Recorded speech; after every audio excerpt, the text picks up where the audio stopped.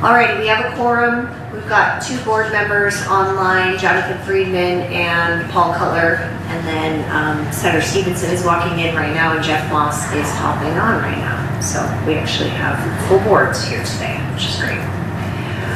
Alrighty, we are in Washington City. Thank you for housing us here today in your balmy, warm weather. Appreciate everyone in attendance and those of you that are online.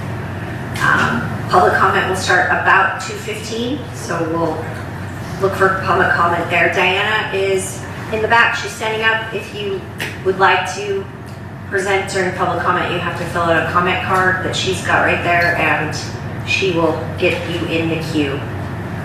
All right, first item of business, and Representative Cutler and Jonathan, I'll have you unmute yourselves as we go through a few of these things, is the approval of the minutes from the July 25th board meeting. If one of you can, that read those words. Motion. Thanks, Representative Cutler. Thanks, Jonathan. I'll second. Motion and a second. All those in favor, please say aye. Aye. All righty. Okay, as we do annually, we have to get trained on OPMA, which is Open and Public Meetings Act. So we are going to go to Paul Holmes. Is he online? There he is. There he is. Wonderful. Paul, we'll turn the time over to you to give us our training. Excellent. Thank you. I'm going to attempt to share my screen here. So let me know if you're able to see it.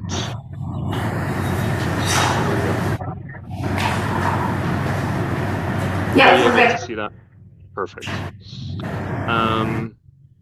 Okay, so thank you for having me here today. As required under Utah law, we're going to conduct the yearly OPMA training. It should be fairly quick training, so I'm going to move through items as efficiently as I can. So the public policy and purpose behind OPMA is to act openly, deliberate openly, and to build public trust in public entities. So it's important, to our democracy, our republic, that official actions are taken in public and not behind closed doors. That we discuss these actions and make decisions openly where the public can observe. And the purpose of that is to build public trust and to let the public see how and why these decisions are made. One of the threshold questions that I often encounter when conducting these trainings is, what constitutes a meeting and what can constitute a meeting. So there are sort of 3 defined elements under Utah law for what constitutes a meeting. The first is that a quorum has gathered together. In most statutes, a quorum is, defined as a simple majority of the members of a particular governing board.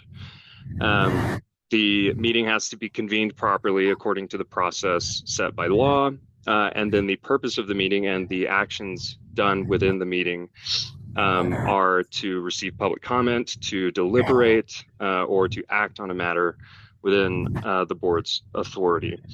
And there, in the past, has been some concern, that if these elements are met, that even, group texts or email chains with multiple recipients could constitute a meeting. We'll talk a little bit about that briefly, but the risk of that has been somewhat mitigated in recent years by some new legislation.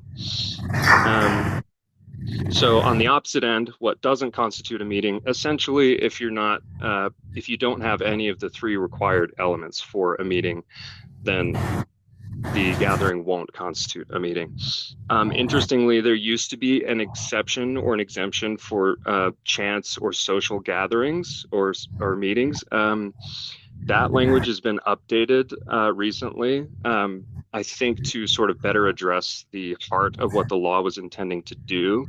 And so that's been updated to sort of a prohibition on acting outside of a meeting to determine the actions that you will take within a meeting. Meetings obviously can be conducted online, as we're doing today.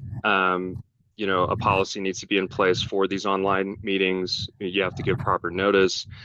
People have to be able to connect by audio or video, and then all of the usual OPMA rules will still apply. Then to talk a little bit more about electronic messages, in theory, if board members are not cautious with these group chats or group messages, there is a risk that if you meet the elements of a meeting, that the messages could constitute an improper meeting. So we just advise, caution in that area. And then the other potential issue is the prohibition on a quorum of members acting outside of a meeting to predetermine actions they take in a meeting. So that's more an issue of the topics that are discussed, right, within these messages. So obviously, you're allowed to send text messages to fellow board members, but you just, need to be cautious that you're not doing, or you're not deliberating over actions that you would take in a public meeting. There are also closed meetings I'll talk about very briefly. As you're all, I'm sure, very familiar with, there's a specific process outlined by law to close a meeting. And there are certain reasons that are considered proper reasons under the law to close a meeting. So it's important to keep those in mind and ensure that you're following these processes. And then in terms of notice, the Open and Public Meetings Act requires Class A notice for every public body, including the Inland Port Authority. And that requires posting on the public notice website 24 hours in advance, posting on the Inland Port Authority's official website, including the meeting or anchor location for the affected area, and then an agenda, a date, a time, and a place for the meeting. And then one of the final things that I'll briefly go through here is record keeping. Every meeting creates records, and these records will be subject to GRAMA, of which I'm sure you all are also very familiar with. So you're required to keep written minutes with the date, time, and place, the members present, the substance of the matters, and every member's vote. You're required to keep a recording, and then something to keep in mind is that the approved minutes are the official record. You're not required, to have draft minutes available for GRAMA requests, right? And then records are presumed to be open is another thing to keep in mind. And they're presumed to be public records under GRAMA. And one thing that often comes up as well is emails and text messages. These can constitute public records depending on the topic. So again, we advise caution in the topics you discuss in these texts, in your group messages, etc. And then, of course, as with every law, there are consequences for failure to comply. Decisions that are made in an improperly convened meeting can be set aside. They can be avoided. Courts can compel compliance. So individuals who are denied a right under law can sue to compel compliance or enjoin violations. And they can recover attorney's fees and court costs. And then in terms of closed meetings, if you knowingly close a meeting improperly, this is considered a misdemeanor, and courts can expose the contents of a meeting that has been closed improperly. So the general rule is that compliance is, in the end, much better and much less costly than remedying errors. So to sort of wrap up, key takeaways: meetings are open, records are public. It's important to keep in mind what qualifies as a meeting and what can qualify as a meeting given certain circumstances. It's important to give proper notice of these meetings, whether they are electronic or in person. Most of the time, meetings in our day and age are a hybrid, right? So keep in mind also the requirements for convening electronic meetings. And then remember to be cautious around closed meetings. Ensure that you're closing for a proper purpose, you're following the correct process, and then also be cautious when engaging in these group messaging activities, group texts, group emails, etc. So ultimately, the bottom line is, when in doubt, keep the meeting open, make sure that proper notice has been given, keep appropriate records, and in general, ensure that transparency is your default. And I believe that covers everything that we need to go over for this training. If any of you have questions, or if you'd like these presentation materials, I'm happy to provide them. Anyone at the inland port has my contact, and they can provide those for you. But thank you for your time. Thanks, Paul. Always a good reminder. Any questions from any board members? Okay, I'm not seeing any. Thank you. All right, let's move on to Ben's Executive Director report, and then Amy, you'll give us some updates on some compliance. We'll go from there. Okay. No, that sounds great. Thank you, Madam Chair. Thank you to our board members that are here, and also thank you for the gracious welcome here to Southern Utah from Washington City. It is great to be with you. Washington County was actually the very first organization that adopted a resolution inviting the inland port in. That happened about 4 years ago. We've been working, trying to find the right project, and so as we've been trying to make sure we're in a good spot, just a huge salute to Washington City. Rusty, thank you for all of your good efforts. We feel like what we've got and what we've come up with is really exciting. So before I turn it to Amy for some compliance and also Castle Country, I do just want to address one item, and it's a thank you. We received a letter earlier today. It was from some concerned citizens on the Great Salt Lake. Let me just first say we really, really appreciate those who took time to put this letter together. There were 1,163 signatories that provided feedback with what was definitely very thoughtful and well thought out content. So just a huge thank you. One of the things that was requested was that the board approve a policy that have some of these things that they put forward as considerations, and primarily these consist around topics related to data centers and development around the Great Salt Lake. So let me just say that 3 months ago, we opened, and we'll hear a little bit more about it today. We kept it open because we want more feedback. But about 3 months ago, we opened a new policy and have been trying to encourage the public to give us feedback related to our new natural resources policy. Larry, they're having a hard time hearing us online. Is there something we can do? Is it this guy? Okay. Let's see if I can help some folks online here. Anyway, so what I was saying is we appreciate the considerations that have been given to us. We opened up a public resource policy, a natural resources policy, at our May 2026 meeting. And we've been trying desperately to solicit feedback from the public. We even held a press conference inviting people to come in and give us feedback on our policy. To date, before we got this letter, we had only 4 people that had come in and given us feedback. And I want to say a huge thank you to Joan Gregory, because I thought she actually gave us some really thoughtful feedback on this. So this now brings our number to 1,167, like overnight. So we're really excited for that. And these things that are mentioned are absolutely the things that we're looking forward to include in our board-approved policy. Now, we don't know exactly everything that will be included, but there's some really thoughtful things in here that I can see will absolutely be included in what our board moves forward. And so just thank you to all of those folks who have taken the time to comment on this. A lot of energy and effort, I realize right now, is related to development in Tooele. Nothing on our agenda will impact that development today. I just want to make that clear. So nothing on our board meeting agenda will move forward any type of funding or anything else related to that project area. And so thank you to those who were there. And just for those who are wondering if we will or not, I'll just say it up front. We do not have anything on our agenda today related to that development.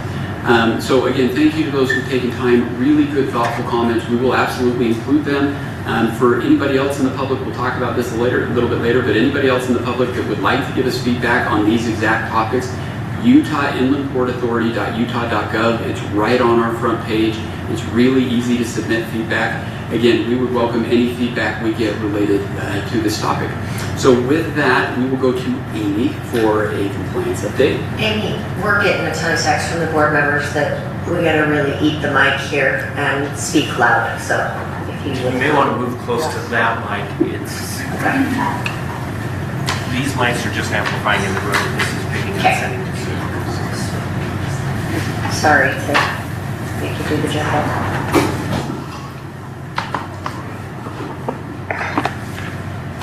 All right, I am here today to present an annual update on the public infrastructure districts. We're going to focus on specifically around the public infrastructure districts that the UIPA has sponsored over the past several years starting in 2021. We're going to cover compliance and where they stand on transparency as well as accomplishments and progress. This is a summary of public infrastructure districts that UIPA has sponsored. I will note that the Skyline Corridor is one where we did not sponsor, that was Ephraim City, and we did approve a board tax sharing agreement to go forward. I will pause while we get the audio fix.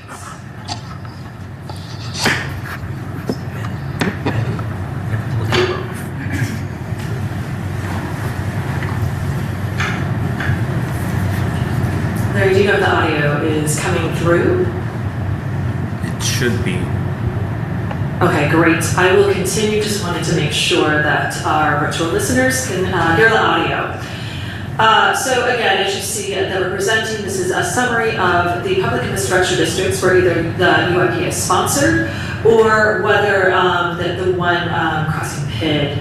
Now I'm going to talk about, here's more of a breakdown of where these are, project area located. The first one was UIPA Crossroads. We want to know that is a component unit of the board, so financially they are blended together. In this, you will see when they were approved by the board, as well as the Board of Trustees composition. Some of these boards, for instance, UIPA Crossroads, is comprised of UIPA board members and staff. Others of these, we have some UIPA staff members, or as TV page you'll see, is a non-voting member. And then another thing that you'll see, and this chart is written in order of when these PIDs were approved by the board. We have, most of these PIDs have entered into a bond issuance, and some of these we have board-approved tax sharing agreements going back to that based on percentages of the future differential that's received. Two of which have pledged a mill levy for the debt service, as I will highlight on BZA Innovation Park, as well as NWQ. The newest bond issuance was February of this year for BZI Innovation Park. As it stands right now, the most recent PID that was sponsored by the UIPA board in January is the Interstate Technology Park. It's currently not funded at this time, which means it hasn't entered into any agreements to receive funding from either the board through fees, through levies, and through bonds. We will be going separately on the crossing PID in a separate one, but one of the things that we wanted to focus on is, as we talked about how these revenue sources for PIDs can be derived, it's really important to look at the Utah municipal market. This is pulled from the Electronic Municipal Market Access, that's also known as EMA. And this shows the number of securities in all of Utah that have been issued, as well as, the principal amount of which the issuance amount is by bond. Majority of these are non-PID, as you can see indicated in the blue. It's interesting to note the difference between what is a security versus an issue. An issue is the whole bond deal that a government body sells at one time, while a security is an individual bond within that deal, and it's identified by its own unique number. When a city or district borrows money, it typically sells these bonds that mature in different years. You saw that some of these issuances, as we saw in the preceding slide, some of those had a maturity and different rates around that. When it comes to this overall amount of securities principal, this comprises these issuer types of state, city, county, and other, like public infrastructure districts. So other ones, as you can see, are in there, but it's a very small amount when it comes to principal as well as issuance. Sorry, a little bit of a... It's Joel. Joel, mute yourself if you don't mind, please, Brett. Thank you. When it comes to UIPA sponsored, this overall principal amount is 0.64% of the Utah municipal bond market. The one that's indicated, and we'll see on the next slide, of the UIPA, that is the UIPA Crossroads bond. That is 0.34% of the overall bond issuance. So as you can see, the areas in orange and green are really focused on any UIPA sponsored bids, as well as the Crossroads UIPA component unit district of the port. Overall, we have sponsored $281 million for UIPA sponsored, as well as the $150 million bond that the Crossroads bid entered into issued in, I think, 2021 at the end. So now we're going to go through and talk more about where we stand on some of the transparency components, as well as what these bids have accomplished so far. We organized this into a project area location. So with the UIP Crossroads, we have began and are continuing with the remediation of the North Temple landfill. Again, that's located off of I-80, around, I think it's 7200 West. That is continuing. We have indicated on this slide and on the next where they have filed with the Lieutenant Governor's filing. That shows where they received that certificate of incorporation, as well as the State Auditor's Transparency website. This, as you'll note, and I will call out some of these, what it means between current versus delinquent. I want to note on the Crossroads, it's considered a component unit of the port. There is one revenue report that was indicated, and it still shows right now that it was missing and not uploaded. We did receive email confirmation that we are current on that. All of these bids, I have reached out, this is as of this morning, I wanted to make sure I was presenting the latest information. If they are delinquent, I have reached out to their council and board to let them know where they are. Part of this is the timing of these reports. We had a quarter close as of the end of last month, where a lot of these reports were due, also with the fiscal year change. When they get a delinquent status like this, they often receive a message that says, hey, that file was maybe incorrect, or we need you to fix it, and you have 60 days to fix it and correct it. So it does flag it as delinquent, it's not suspended, they're not on hold. When it comes to Northwest Quadrant, they've completed phase 1, and a lot of these were around road dedications, around 1,000 North to 6,888 West, and road extensions. They were dedicated and completed and turned over to Salt Lake City, along with full water, power, gas, sewer, and storm drain infrastructure. So those are some of the accomplishments that the NWQ PID has achieved. With VERC, we have a power, water, pressure, irrigation, sanitary sewer, transportation, developer-funded regional projects that range from the planning and design phases to active construction and full completion so far. They have their certificate of incorporation, but they are showing pending initial registration on the Lieutenant Governor's entity search. Now we're going to talk about the other 3 UIPA-sponsored PIDs. We've got 2 in Twila Valley. With TV PID, the infrastructure is largely complete. They've done the water treatment facility, and they're preparing to break ground on August 10th.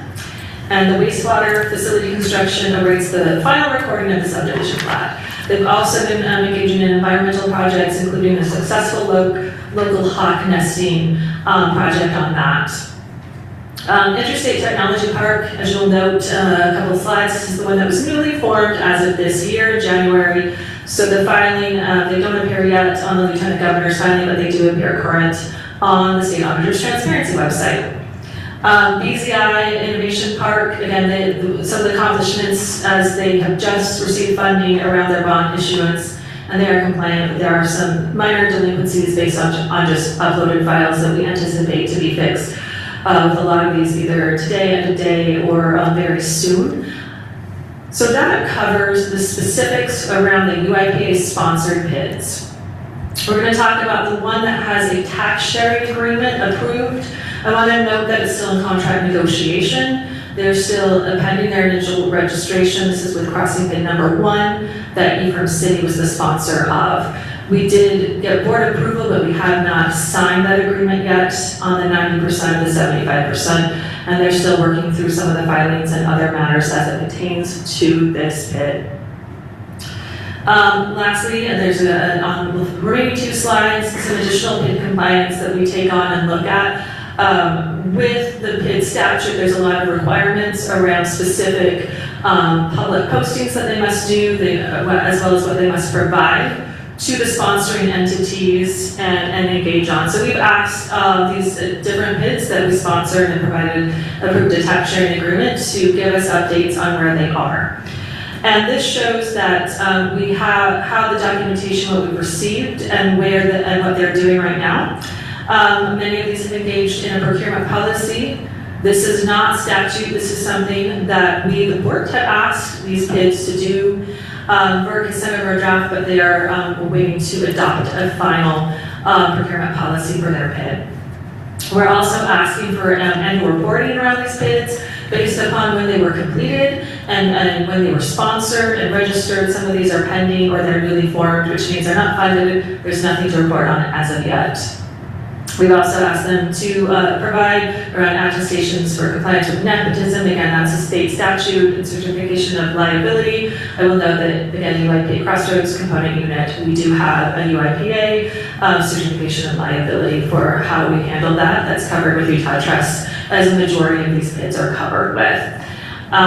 So that is a summary of what we have so far and what we're looking to monitor on the public infrastructure districts. I will pause and see if the board has any questions or comments on this. Thanks, Amy. Any questions from anyone online? Jerry? No? Okay. Amy, thank you. Appreciate it. All right, Jenna, let's turn some time to you. I don't know how we're doing. Oh, okay. How do you want to do this, Larry? You want to take this up? No, there's microphones Okay. here. Oh, okay. Very good. Perfect.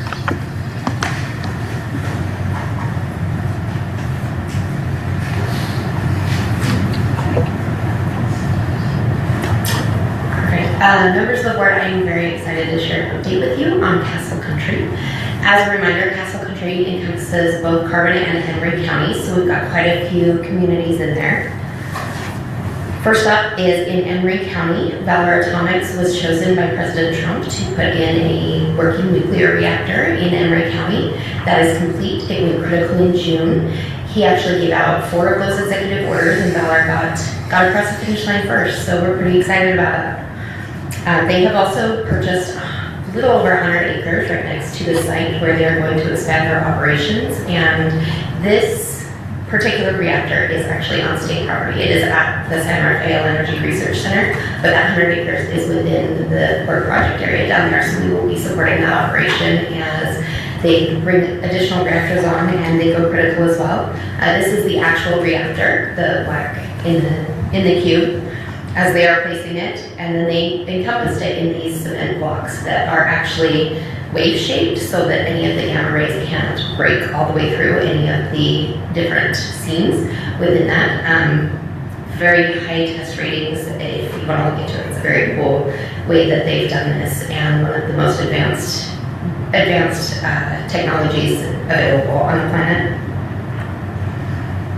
Next up, in Green River City, Anson Resources and POSCO signed an agreement to drill a test well site down in Green River City for lithium. It is found in the brine. It's about 11 to 12,000 feet down. They there's so much pressure down there, they don't actually pump the brine up. They have drilled a hole and the brine comes shooting up out. They capture it. They remove that lithium bicarbonate. It looks kind of like baking soda once it's done. And then they pump the brine back down into the earth so that there's no issues, doesn't create sinkholes, doesn't damage anything else. And then as they find uses for the other critical minerals that are in that brine, they can bring it back up. This actually made front page news in South Korea, in Korea. It was a really, really big deal over there. They were very excited to be making this investment in the U.S. and Green River is very excited to have that investment in their city. It'll bring about $500 million just for the test drill site of investment, and it is within the project area, so we will be supporting. Green River intends to trigger that and then use some of that money to support the additional employees that it will bring and the additional infrastructure needs and some other things that the city has. Currently, they have just over 800 people, and just the test drill site will employ about 160 people on a full-time basis. For the construction, there's actually 2 phases of construction. They will do, in fact, I think I've got it here, about 300 to 500 employees per phase of that construction. So they'll have that influx of people, and then they need housing for full-time staff of 80 to 160 on an ongoing basis. The average salary offered by the company is going to be around $80,000, which doesn't sound like a whole lot, but for Green River, where the largest employer right now is Love's Truck Stop, that's going to be game-changing for a lot of those citizens. And third on the list is Price. It's actually technically in Carbon County, but it's just outside of Price. Savage is building a new terminal for their ultimate goal is to have a closed loop on energy delivery from origin to destination. So this is part of them getting the crude, the wax oil, the different things out and bringing it all the way to the destination. They're going to build 2 loop tracks and be able to move a lot of goods in and out of Carbon County. It's not going to just be energy. It's going to be all kinds of things. A $20 million investment. Create about 40 local jobs, which isn't a huge amount, but it is a good chunk for that area. And they do have future phases planned. So that also is within the project area. We will be supporting that in future meetings. Any questions? Jenna, thank you so much. Jeff Moss, can we just celebrate that the San Rafael, I mean, you did that legislation when you were in the legislature, and to see it come full circle now to it being a port, it going with the first critical nuclear reactor in the country, incredible. So you probably want to say something, or I'm putting you on the spot here to say something, because this is why we established it right here for this type of work. Absolutely. Jeff, want to say anything? Well, no, I'm always happy to speak up on this, and thank you. Can you hear me? Yes. Yes, we can hear you. Oh, good. Sorry. No, thank you. I was just going to say, it's very kind of you, Chair. I think it's super exciting. Grateful for OED taking such a strong lead in this as well. And actually, it was Representative Watkins who ran the bill, but I was very involved in helping support that. But this is really exciting for the state. I think it's also helping us with a lot of our other energy projects around the state. But excited to see this all come together. Wonderful. Well, this is great for Emory and Harvard. So thanks, Jen. Thanks for your work there. And your earrings even match the logo. I love it. That was totally planned. Yes. Wonderful. All right, we're going to turn some time to Ben, and he's going to introduce Brandy Grace, who's joining us online. She's probably down in Cedar at the One Utah Summit and joining us from there, which is where most of our people are and where we're all headed right after this. So Ben, we'll turn it over to you to share some time with Brandy. All right, Brandy, I'll give just a quick update, and then if you want to just make any remarks as well. But we're excited for this partnership. We have always felt like the Utah Association of Counties is a critical partner to the port. All of our processes, a lot of the processes that make the port successful happen at the county level. We love our city partners. We're always going to be partners with our city as well. And so we've had similar conversations with the League of Cities and Towns. But this one is one where we're dealing with tax increment, property, assessments, recordings, the whole 9 yards. This one is important for us. So we're entering into a 3-year contract with Utah Association of Counties if the board approves this agreement. It will be by a resolution that authorizes the staff then to move forward and execute the agreement when it is finalized with the Association of Counties.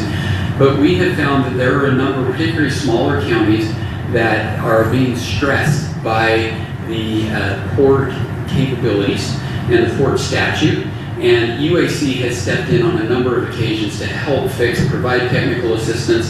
So this formalizes that agreement because we realize they're spending a ton of time helping us. This formalizes an agreement that will compensate them for that role. One of the reasons we're doing this is not just because it's a great organization, they are also called out in SB 206, and I was going to give Rep. Walter a shout out as he worked on that bill. But ultimately, we have new legislation that requires us to work with the Association of Counties on transparency requirements. So it will allow us to move forward a partnership in a number of different ways.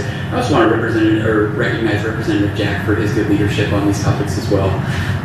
We have tremendous leadership from this part of the state, and so thank you to our representatives and senators from here, the southwestern part of the state. So this contract will move forward that partnership. It will allow us to work hand in glove with the Association of Counties, particularly to help some of these smaller counties with some of these processes that are required to house a sport project area.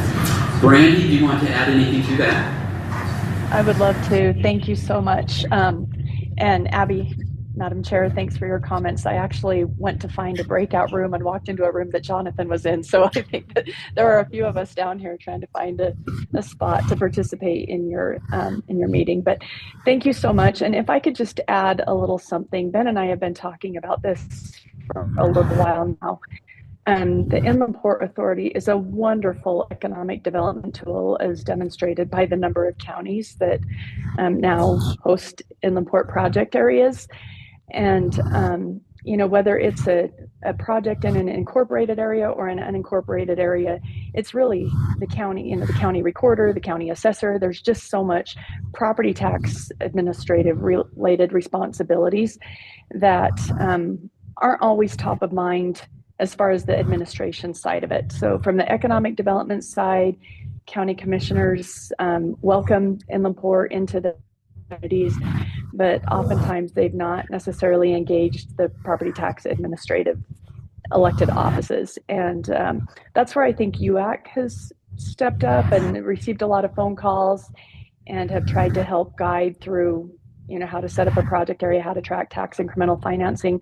Myself as a former county auditor, my COO is a former county treasurer. So there's a level of understanding there and response that we were involved in. So as I would visit with Ben about this, we just finally got to a place where this just seemed to make a lot of sense. And I'm so grateful to Ben and his team for recognizing the support that we have been offering to those other offices, like I said, that have not necessarily been involved in the creation of a port project area, but then are the ones that are managing the property tax administrative side of things. So we look forward to being a resource and helpful and also hopefully helping make the inland port more aware of challenges as they come up with the flexibility that exists with triggering parcels separately within a project area. That becomes an administrative burden that we want to be able to support and help with. So happy to be a part of your meeting today and look forward to the partnership and want to be a resource and help move projects along and also be mindful of the legislature's interest in tracking tax increment and what is happening, the benefits to our communities that exist from these project areas. Awesome. Thanks, Brandy. Anything else from you, Ben, on this one? No, thanks, Brandy. Thank you very much. We'll see you shortly, Brandy. Okay, sounds great. All right. Thank you all. And Mona, who will give us some board policy updates. That's probably actually a better spot to go to. Mark.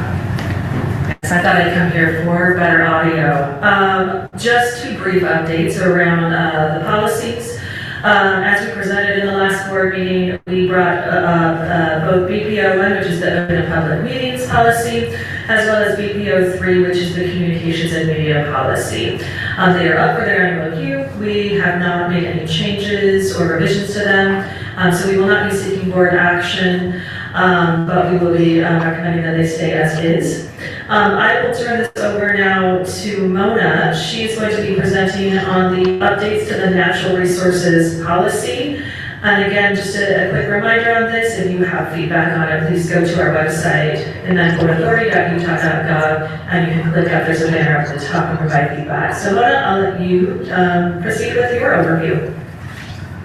Awesome. Thank you, Amy. Can everyone see me and hear me okay? Yes. Wonderful. Thank you all. Thank you, Madam Chair and members of the board, for this opportunity to share more about our expanded natural resources policy. We've updated this policy to expand our environmental focus beyond wetlands, incorporating 3 new key pillars. These include dark skies, water conservation, and low and zero emission buildings. These additions strengthen our commitment to sustainable development within UIPA project areas, providing a framework of standards and best practices within each of these key pillars that communities we're working with can opt into. If a community requests to designate these standards for their UIPA project area, then any stakeholder in that project area that is interested in benefiting from UIPA funding would need to abide by these standards and best practices before being able to do so. Our new dark sky standards, developed with Dark Sky Utah, aim to reduce light pollution and protect sensitive receptors to light pollution, like residential areas, ecological areas with connection to the Great Salt Lake, and migratory bird corridors. To ensure our growth is sustainable in an arid climate such as the one in Utah, where we regularly experience droughts, we've also introduced water conservation standards that we've developed in partnership with Utah Waterways. These standards aim to improve water budgeting, building and landscape efficiency, as well as overall watershed resiliency. Our last addition to this policy tackles building-related emissions to improve regional air quality by providing low and zero emission building standards. We've developed these in partnership with Utah Clean Energy, and these standards are intended to help buildings achieve energy efficient operation, as well as reduced or eliminated emissions entirely. Like Amy said, we are accepting feedback for this policy through our website until August 10th, and we will be seeking board approval in September. Thank you all again for the opportunity to share. I'm happy to answer any questions, and I look forward to your feedback. Thanks, Mona. Appreciate it. Okay, Stephanie, you're online? Yes. Wonderful. Let's go to you on the Island View project area creation in Davis County. Great. I just pulled up the presentation here. My name is Stephanie Pack, and I represent our project areas in Northern Utah. And I'm really excited today to present on the new Island View project area plan and budget. This is for information for the board, and we're excited to discuss a little bit about this new project area that we're proposing. We had a resolution from West Point City, August 20th of 2024. We've been working really closely with the city since then to identify the appropriate project and identify the appropriate area where we could make the most impact in Davis County and in the city. We determined to create a 40-acre project area within the existing industrial zoning of West Point City. with the intention that we will expand this project area further west within the city limits as they continue to refine their general plan for industrial projects. And so we're going to be working really closely with the city as well as with Davis County in identifying where future areas are going to be. But we're really excited about starting off with this 40-acre project within their industrial zone in their city limits. So this area is kind of in that intersection where SR 177 is going to align with 1800 North. And so this is where the current West Davis corridor terminates. UDOT has already begun their next phase of SR 177, which will terminate at our project area with an interchange. This next phase will be completed within the next 18 months. And this new interchange will be a strategic logistical asset for West Point City and provides a unique opportunity to create a job center on the west side of the city and take advantage of the highway, as well as the newly completed 1800 North interchange off of I-15, where they are creating a new gate for Hill Air Force Base. The creation of this project will help West Point take advantage of these new logistical assets. The Island View project area directly aligns with the statutory goals and objectives to be considered as an inland port project area. There is a need to effectuate a public purpose. There is a public benefit to the proposed development of the project. It is economically sound and feasible to adopt and carry out the project area plan, and carrying out this project area plan will promote the goals and objectives stated by the statute.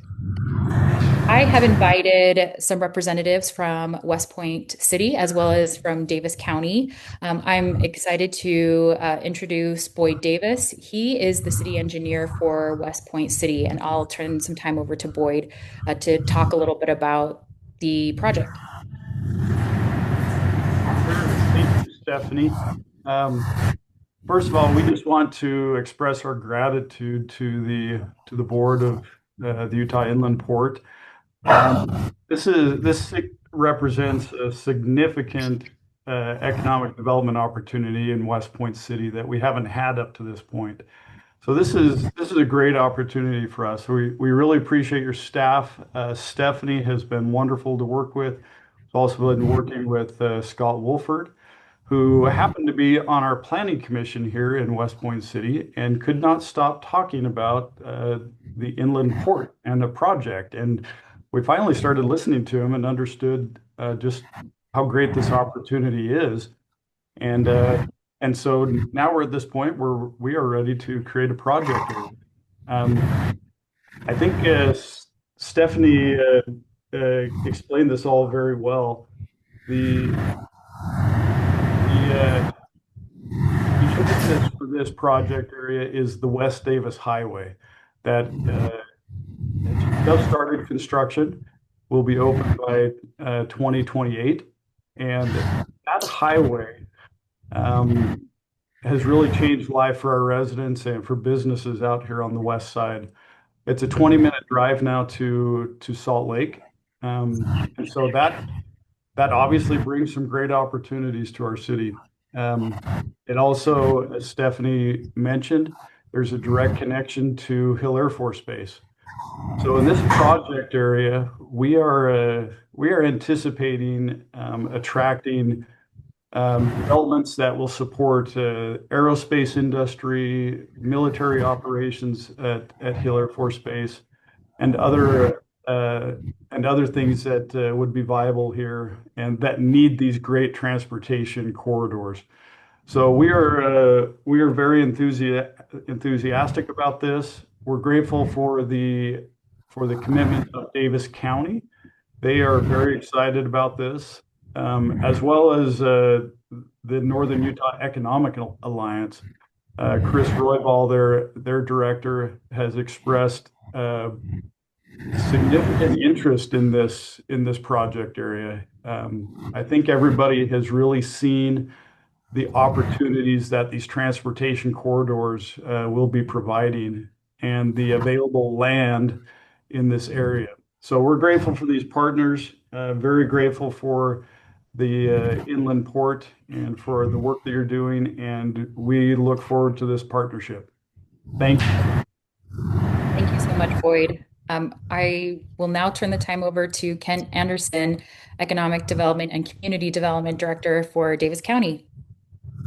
Excellent. Thanks, Stephanie, and thank you, Madam Chair and the board, and comments by Boyd and Ben Hart and all your great support of this project. Davis County has an economic development goal of creating job centers. If you look at Davis County, we're the smallest by land area in counties, yet we're the third largest in population. And so when you look at our makeup of land, 85% of our land is residential. And with less than 10,000 acres of developable land, it's really critical that we're able to identify some of these remaining vacant pieces of land to preserve and create job centers for the county. On top of what's been said, on top of that goal is there is this strategic nature of the site, this intersection of these transportation investments. You know, the state has invested a whole lot of money when you look at the West Davis Highway, now the widening and the new interchange at 1800 North, including a Gate to Hill Air Force Base. This center's perfectly on that. And on top of that, we have some vacant land here. Again, that's a priority for ours. We need to be able to identify those areas. You know, they mentioned it's a smaller site now, but I'm in agreement that there's other opportunities in the near area to be able to grow this project area. And just finishing up, kind of coupling on Boyd's comments, the aerospace and defense sector is incredibly strong in Davis County, and we have additional needs both to support the base and those manufacturers. So that being a targeted industry is incredibly important to the county, and the county supports the creation of this project area. Thank you. Thank you so much, Kent, for those words. Moving things forward, we want to demonstrate that West Point's initiative to planning and establishing a job center for the residents is going to greatly enhance their economic resilience. We're looking to attract additional amenities for the residents, including things like retail, including things like active transportation. Diversifying the tax base of the city is going to help keep the tax burden off of the residents and facilitate revenues for infrastructure, services, and amenities. The industries that we're going to be focusing on, this is something that both Ken and Boyd touched on. We're going to be looking at light industrial, advanced manufacturing, aerospace and defense, life sciences, as well as other industries that create primary jobs. We're looking to diversify the local economy and align with the local economic development goals within this project area. The creation of the Island View project area aligns with the majority of the goals and objectives outlined in the Port Authority statute, including A, B, C, D, E, F, G, H, I, J, K, M, N, O, Q, and R. I'd like to recognize West Point City staff and their leadership, as well as our partnership with Davis County. Thank you. Speaking on behalf of UIPA's staff, we wholeheartedly endorse the creation of the Island View project area. Today's presentation does not require board action, but we will be bringing this proposal back to our next board meeting scheduled for September 3rd at West Point City. Are there any questions from the board? Any questions from anyone online? Oh, yes. Representative Keller. This looks like this area is completely agricultural now, even though it's zoned industrial, that there's not an existing industrial base there. Is that correct? That this is basically a green field that the city would like to turn into a job center industrial area? Correct.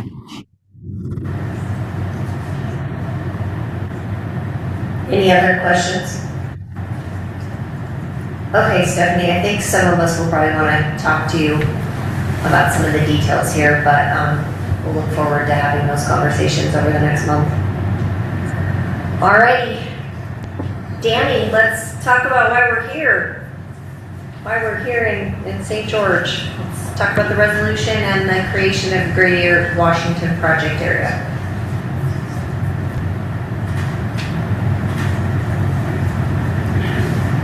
Excellent. Thank you, Madam Chair and board members. It's exciting to be here today to present for the second time the proposal to create the Greater Washington Project area here in Washington City.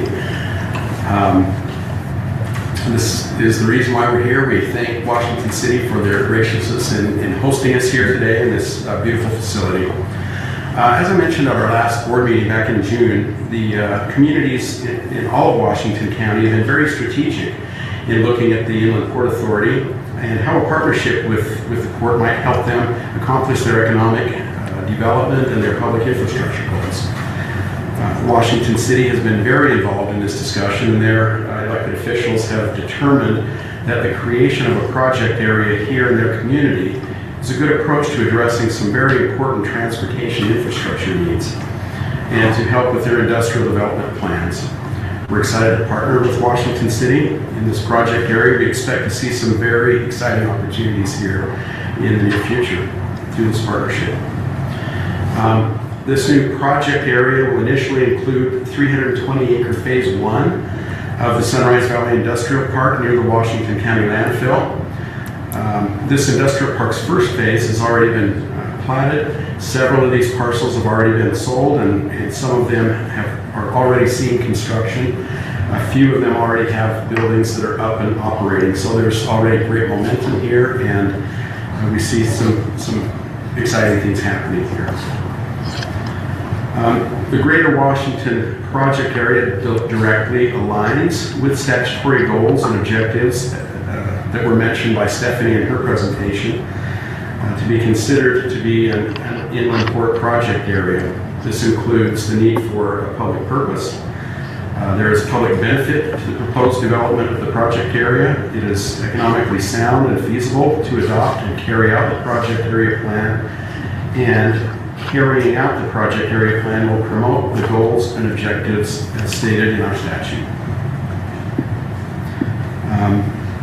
We've worked very closely, as I mentioned, with Washington City. We appreciate Mayor Crest Staley and members of the City Council and their work with me and with Rusty Hughes, the city's Economic Development Director. They've worked closely with myself and with other members of the Inland Port staff to create this project area plan. We look forward to working with the city's leadership to accomplish their goals. We look forward to hearing from some of them following this meeting in a short panel discussion.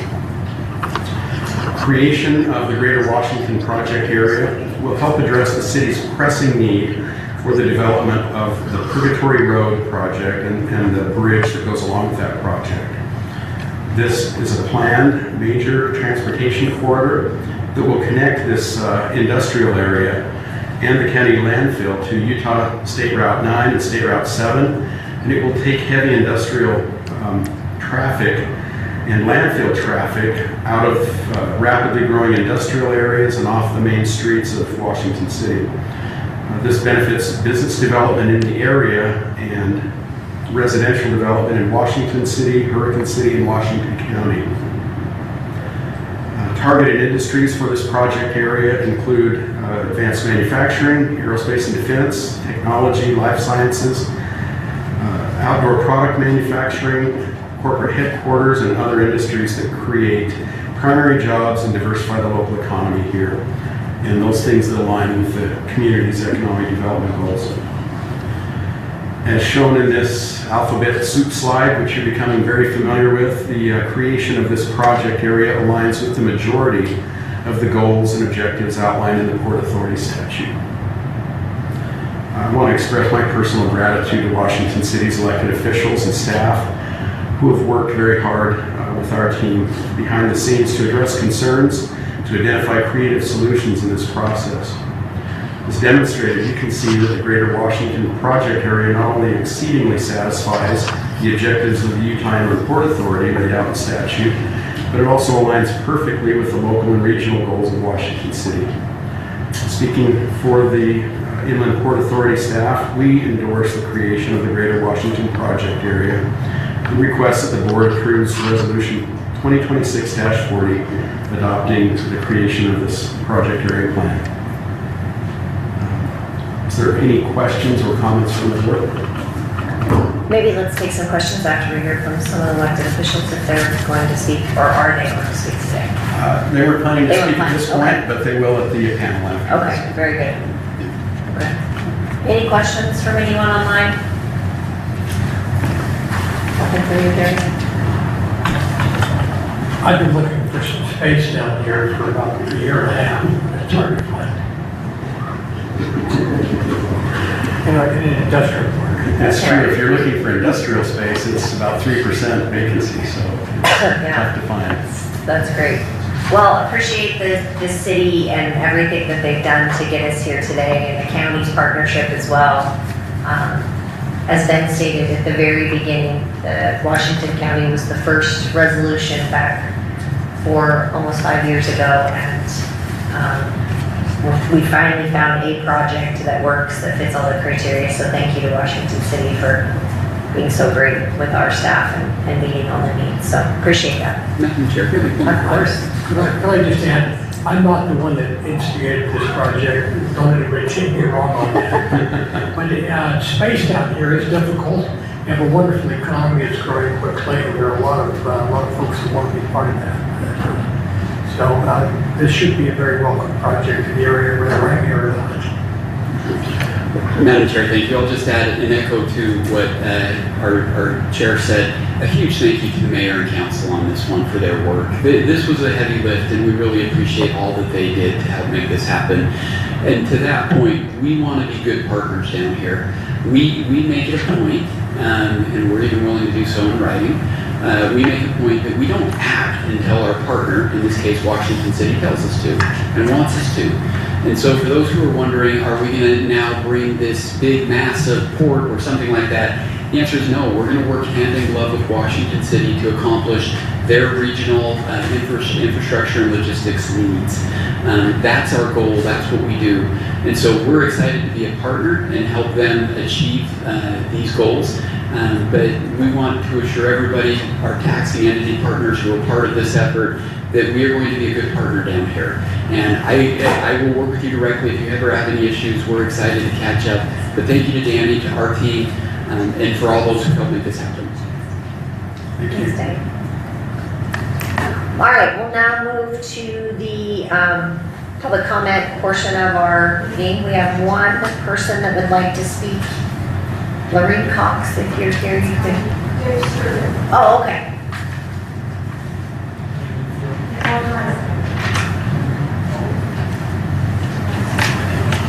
You're going to speak for the Washington County School District. Yes, thank you. Okay. My name is David Sterling. I currently serve as the board president for Washington County School District. With me to my right is Superintendent Richard Holmes, Washington County School District.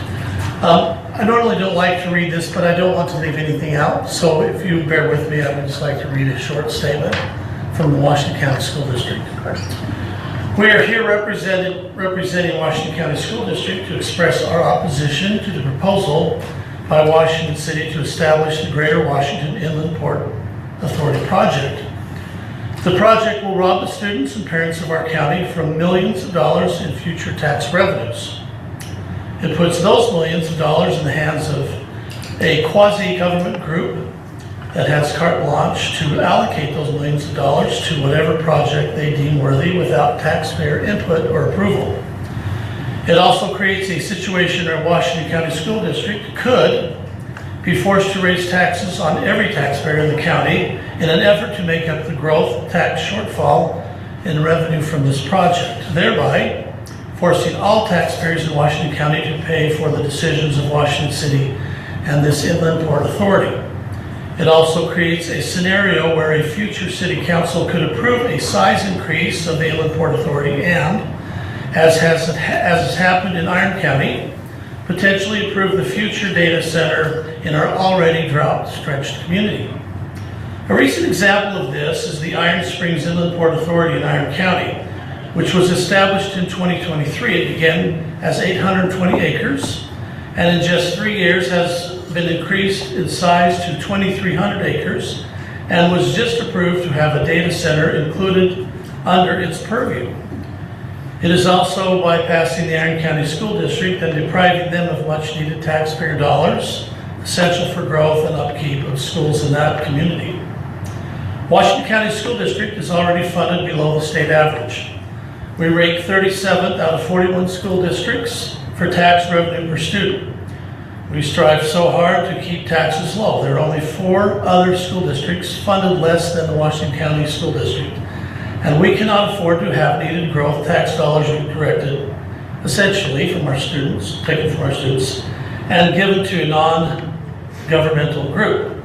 Please join us in opposing the Greater Washington Inland Port Authority project. Supporting data includes the Washington County tax average revenue. We've got some data from the Utah Taxpayers Association, others. Thank you very much for your time. Appreciate it. Thank you. Is there anything online? Allison Burton, just one. Okay, we do have one comment online. Allison Barton, excuse me. If you'll unmute yourself, you can go ahead and speak. Hi, can you hear me? Yeah, we can hear you. Okay. Yes, I'm Allison Barton. I'm a resident of Murray. I visit Washington County and Davis County. I have family in both places. I'm a 6th generation Utahn and taxpayer that enables UIPA's existence, unfortunately. I have attended enough meetings to know that UIPA uses antiquated methods to gain public trust. These board meetings are nothing more than a pony show. Despite overwhelming public comment in opposition to your decisions, the board unanimously votes yes. I have yet to encounter a time when even one board member voted no since watching these meetings for the past year. Today, I'm asking just one board member to vote no on these project areas. Everyone on this board has a connection to Davis and/or Washington counties. Everyone on the board has a grandparent, friend, or coworker who lives in these areas and will be duly impacted negatively by air, noise, and water pollution or scarcity. That far exceeds the current levels. The UIPA board suffers from groupthink. You are infected with a cult-like obedience to saying yes. I'm sure there are board members with misgivings about the specific locations of project areas and the impacts it will have on your loved ones, and that if asked to vote anonymously, putting your heads down to vote by raise of hand, many would actually vote no. The Port Authority also suffers from the sunk cost fallacy. Just because you've invested time and money into developing a project area does not mean you can't still turn the ship of destruction around. Not least because you haven't investigated the full consequences of wetlands, for starters. You don't even know the acreage of wetlands that are contained in existing UIPA project areas that are immediately adjacent to the Great Lake. How can you know that you've done sufficient investigation of air, water, and noise impacts, or even traffic impacts, to recommend that a project area move forward? So I ask you to vote no. Allison, we're going to have to cut you off there. Your time is up, but thank you. We caught most of that. Alrighty. Ben, before we go to any action, let's hear from you. Yes, so thank you to the school district. Thank you for being willing to come and express your concerns. We definitely hear what you're saying. And so my understanding is that we are, and I think if I can conjecture, you would like to see an agreement done before this is adopted.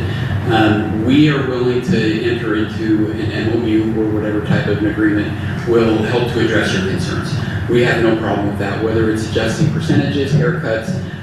We're more than open to those discussions. Rusty, talking with Rusty, she told me some of the things that the school district was comfortable with. There might be some additional things that you want to discuss. I'm going to make a commitment to you in an open and public meeting. Our word is as good before as it is after. So we will get an agreement done with you to help address the concerns that you've laid out with us today. And we will move at your pace. So if you want to, Rusty said she would give me a copy of an MOU that's been kind of pre-arranged a little bit. We will absolutely take that into consideration. We'll schedule some time with you. And if we can even get that onto our next meeting agenda, we will do so. We'll get it done as quickly as we can to try and address those concerns. All right, let's see, okay, sorry, going back to the agenda here. So we will end public comment there. Thank you for those of you that shared your comments today. And let's move on to the Association of Counties Agreement, Resolution 26-39 that Brandy Grace and Ben presented on earlier. Looks like Ben, I'm gonna have you read the resolution. Yes, Madam. Yes, Madam Chair. This is the approval of Resolution 2026-39 with Utah Association of Counties Agreement. Perfect. Members of the board, do we have someone to make a motion to adopt that resolution? I would move for approval. Okay, thank you, Jerry. And a second from I'm happy to second it. Paul. Thank you very much. Appreciate that. All those in favor, please say aye. Aye. Any opposed? Jonathan, I just want to make sure you are still on. I don't think he's on, so. I think he had to jump on. Okay, perfect. All right, I'll rule that motion passes. All right, now we're going to move to the BP01. No, I'm backwards here. Yep, there we go. The board policies, BP01 and BP02. Right? Yes. We're doing both of those? Okay. There were no changes, so that's not needed. Oh, okay. It's on my agenda, so sounds good. Madam Chair, I'll just note that because there were no changes in these policies, the board does not need to re-adopt them. Okay, perfect. Thank you very much, Ben. Alrighty, let's go to the adoption of the Greater Washington Project Area. And Ben, will you read that resolution 26-40? I'm sure there'll be some questions from some board members. Yes, Madam Chair, this is related to the adoption of what was presented by Danny. The motion would be to approve Resolution 2026-40, creation of Greater Washington Project Area Plan and Budget. All right. Paul, looks like you have asked to raise your hand, so I'll turn it over to you. I had a question, but do you need a motion on the table before we debate or ask questions? Or Yes, do you want to not make the motion? Want to wait for a question? no, I'm happy to make the motion to Okay. approve the resolution. Okay. And then I Perfect. speak. Absolutely. All right, so we've got a motion to approve resolution 26-40. Do we have a second on that motion? I would second that motion. Perfect, and then we'll go to comment and questions there, Paul, for you. Two questions for the team. Number one, were there any of the local officials, especially Washington City, was it Washington City or Washington County that asked for this area, and were there any votes against it at the local level? So just for everyone, so you could hear, the question was, who brought the resolution initially? Was it Washington County or Washington City? And then was there any dissenting votes in the resolution that was brought to us to form a report? Yes, Representative, thank you for asking that question because we did create a little bit of confusion there. So the answer is both. In August of 2022 is my recollection, the Washington County Commission adopted a resolution. However, more recently, I believe it was June 10th, Danny can correct me if I'm wrong, but Washington City actually adopted a resolution. Danny, were there any dissenting votes? There were no dissenting votes from the City Council representative. Thank you. It sounds like all the local elected officials support this action. My second question is probably for Ben. Could you talk about the process you would go through? You mentioned MOU with the school districts. Some of our school districts have concerns about level of increment that's taken away. Could you just discuss how you do that, and if you have other examples of school?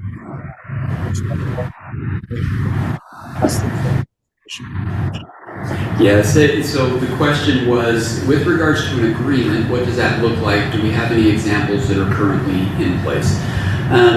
First and foremost, just let me say, and I say this a lot, but I'll say, I don't know that I've said it publicly. I don't do it for altruistic reasons, though that certainly is one of them. There is no way the port would come into a community and do something that the community does not want us to do. That will not happen, ever. We make it a rule that we're not going to move forward unless we have very clear direction from our communities to do so. We have a number of instances right now where we feel like we would actually like to do these types of agreements just to give our local entities assurance that that is not just our mode of operation, but that we're contractually bound to that course of action. We're totally fine with that because it's the way we operate. So Representative, it's a very good question. I'll just note there's probably more of these agreements out there that we'll bring forward to our board. What we do is we will negotiate each one. In this case, if we want to add the school district as a signatory, what we're able to do, and this we were given some enhanced tools to do this by the legislature in the last session, we can negotiate an agreement directly with the local entity. We can put parameters in there to ensure that we are going to work hand in glove. We're not going to go over the top of them or whatever it may be. And we can kind of customize that agreement. Now we have to do it within, of course, the boundaries of what the statute is and what our board is comfortable with. But it's our mode of operation anyway. So we're okay developing this out. The way this would look is ultimately we would develop out an agreement. It would have all of those stipulations. And then we would bring it back first to our tax differential committee, which is an internal vetting committee of the board, and then to the board for final approval. And we would seek for similar approval with the other entity that we're entering into the agreement with. So we have done this before. Spanish Fork, we were able to customize an agreement that was more suited, and that was at the request of their school district.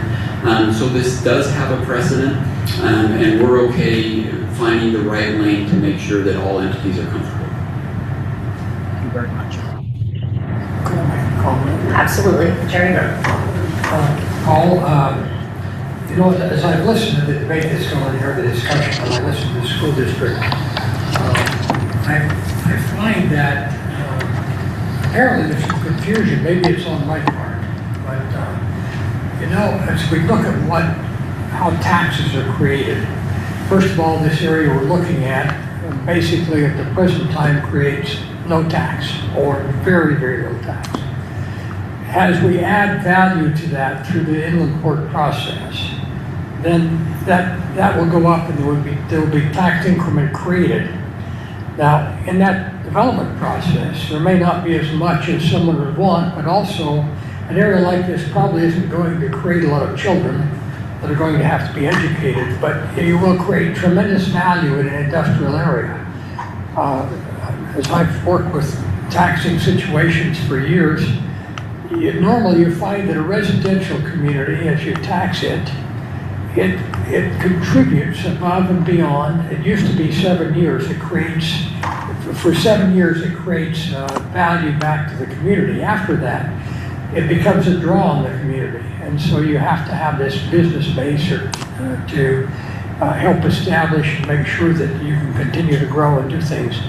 Now, I get a tax notice from Washington County down here, and I think the largest contributor, the largest piece I pay goes to the school district.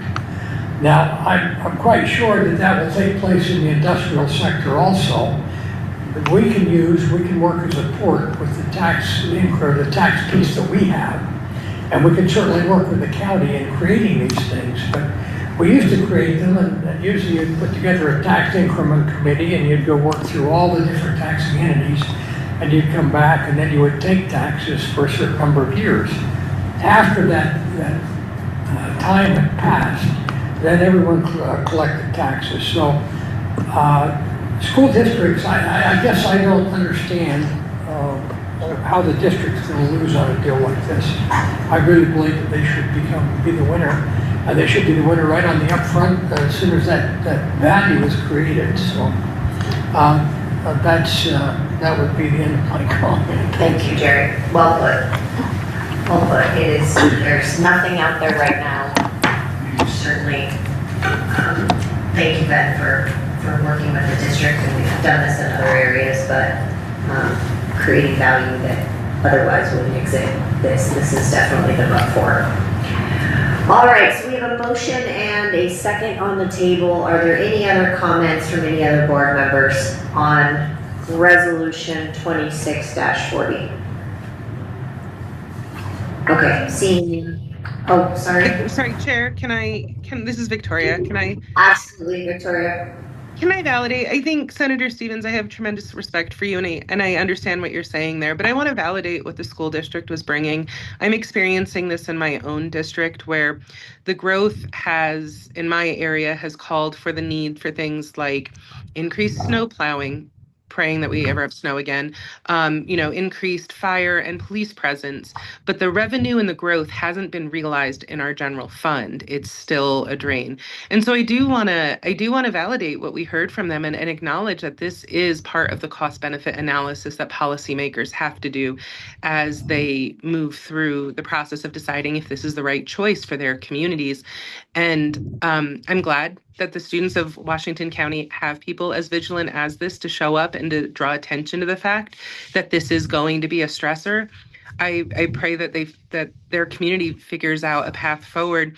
And ultimately, I would like to see this be a mechanism in the application process where there shows that there is some kind of fiscal analysis done by all levels of government that will have to contribute to this to ensure that the cost of the growth is not exceeding the capacity of the services in that time, so that we don't gentrify people further out of housing and we don't create unsustainable living circumstances. I think ultimately for communities, we're choosing between whether we can educate them now or there are jobs for them in the future, and that's a hard decision to make. This is what's difficult about a growth trajectory. But I did want to take a moment and just represent that other side for a moment, because as a municipal representative, this is my crosshairs every day, even though I'm thankful for the relationship we've developed with the port. Thanks, Victoria. Appreciate the comment. All right, back to the motion, underlying motion from Representative Cutler and the second from Senator Stevenson on Resolution 26-40. I will place that motion. All in favor, please say aye. Aye. Aye. Any opposed? All right, we were just missing Jonathan, Larry there for that vote. Okay, moving on to the next item, I will now entertain a motion to go into closed session. As we learned through our OPMA training here an hour ago, we are at 2:53 p.m. at the Washington City Chambers, and we are going to go into closed session for a strategy session to discuss the purpose, exchange, or lease of real property, as described in sections 52-4-204 and 205 of the Utah Code. Do I have a motion to move to closed session? I would move that we move into closed session for the stated reasons. Thank you, Senator Stevenson. And a second. I'll second. Thank you, Jeff. Larry, I think this calls for a roll call vote from you. Do you want to use my microphone? No, that's fine. Abby, can everybody take a cookie before you leave? They're giant. Hold on, let us take we gotta take a roll call vote here first. Sorry. It's okay. Jerry Stevenson. Aye. Jeff Moss. Jeff, Aye. to you. Paul Cutler. Aye. Abby. Yes. Osborne. Alrighty, that passes. Thank you. We will move into another conference room just around the hall, and Motion to take a cookie. Motion to take a cookie. Thank you. Take a cookie. Please. All right, and then we'll come back and end the session all together when we're done here. I think where's the panel going so we can? They're going to be here, so we'll adjourn in there. Okay. But you should note that the ending time will be in our minutes. Okay, the ending time will be in our minutes, and we will adjourn in another room, and then the panel will begin after we come back.